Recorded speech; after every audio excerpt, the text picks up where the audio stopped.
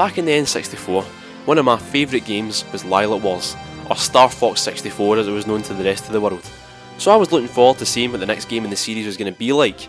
Released right at the end of Rare's relationship with Nintendo, Starfox Adventures was hurriedly shoved out and left to rot on the shelves up and down the country, as if Rare just didn't care anymore. Rare, remember, were the geniuses behind some of the best games on the N64. And it was obvious that they just didn't care. This latest Star Fox game was, inexplicably, a Zelda style adventure game where you run around as Fox McCloud, fighting dinosaurs with a magic staff and pushing blocks like our pal Link usually does. It was a bizarre detour for Star Fox games to take, but it could have paid off if it was done well. Sadly, the game just felt soulless, like Rare were going through the motions before they could bugger off and suck on Microsoft's teeth. The puzzles were boring, the combat was flashy but not as fun as Zelda's. The graphics were, well, they're beautiful, they still are in fact, with Fox himself looking very fluffy and, dare I say, cuddly.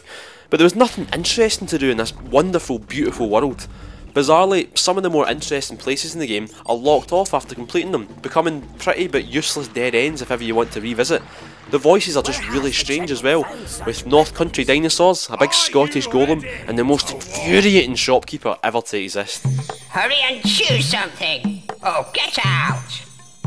Topping off the list of problems, the world is just a chore to get around, with confusing level design that has me getting lost all the time, and the slowest climbing animation that I've ever seen.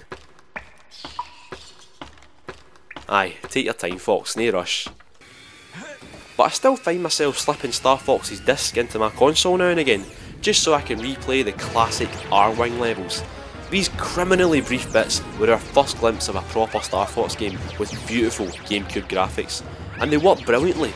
Ducking and diving between wrecked bits of planet and space stations, picking off baddies, and of course doing barrel rolls is still great fun. It's ironic that these bits, which were tacked on at the last minute after Nintendo wanted to shoehorn Star Fox into Rare's game, are the only bits that exhibit any sort of fun or soul in the game. It's an odd one, Star Fox Adventures, because it's easy to blame Nintendo for it being Pish. They were the ones that saw Rare's Dinosaur Planet, a game that they've been working on for ages, and decided to tack Fox McCloud and his pals in there. Maybe without Nintendo's meddling, we would have got Dinosaur Planet the way it was originally intended, eh? Well, that's what folk like to think, but they're wrong. Without the R-Wing levels, everything else in Star Fox Adventures is Rare's Dinosaur Planet. Without Nintendo's influence, we would just have a big, beautiful, but boring adventure game. It's obvious to anyone what happened. The game was looking pish, so Nintendo shat it and made Rare stick some actual fun into the game. It's clear that the rot at Rare had set in, because after they left Nintendo to snuggle up with Microsoft, they never showed that quality they are known for ever again. But at least I've got these 5 wee gorgeous R-Wing levels to enjoy and remind me of the Rare that I used to love. At least I've got that.